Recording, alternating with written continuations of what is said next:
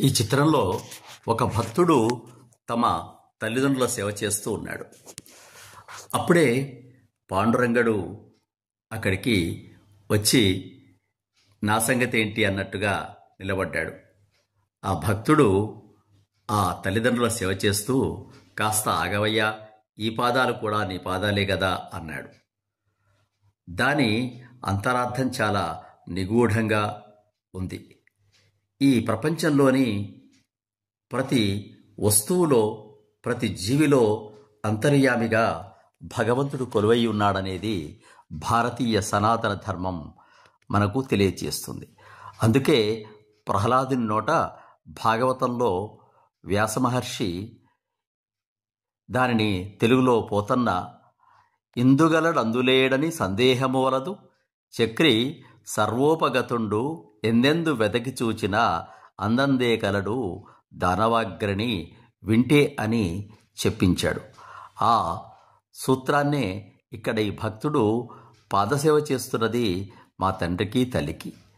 వారిలో కూడా నీవు అంతర్యామిగా ఉన్నావు కదా, అందుకే ఈ పాదాలు కూడా మా తల్లిదండ్రులే కావు, అవి నీవే స్వామి. కొంచెం ఈ తల్లిదండ్రుల సేవ చేసుకొని నీ సేవ చేసుకుంటాను, అప్పటిదాకా ఆ ఇటుక మీద నిలబడు, నేను వస్తాను అని అన్నాడు. అందుకే పాండురంగడు ఇటుకపై నిలబడి భక్తుడు తనను సేవించే వరకు వేచి ఉన్నాడని ఈ పాండురంగ ఐతిహ్యం మనకు చెబుతోంది.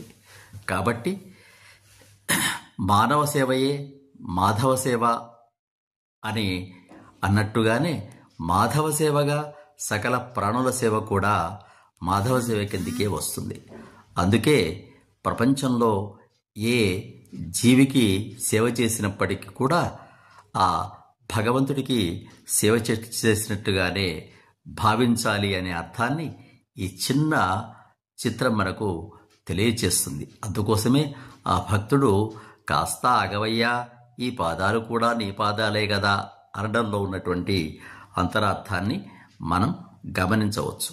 కాబట్టి నేరుగా భగవంతునికి సేవ చేయలేకపోయినా భగవత్ స్వరూపంగా మన సమాజంలో కనిపించే ఎవరికి సేవ చేసినప్పటికి కూడా అవసరమైన వాళ్లకు సేవ చేయడం కూడా భగవంతునికి సేవ చేసినట్టుగానే భావించాలి. అందుకోసమే దరిద్ర నారాయణ సేవ అన్నారు. అంటే ధనం లేని వారు కూడా, ఆరోగ్యం లేని వారు కూడా నారాయణ స్వరూపులే, వారి సేవ చేయాలి.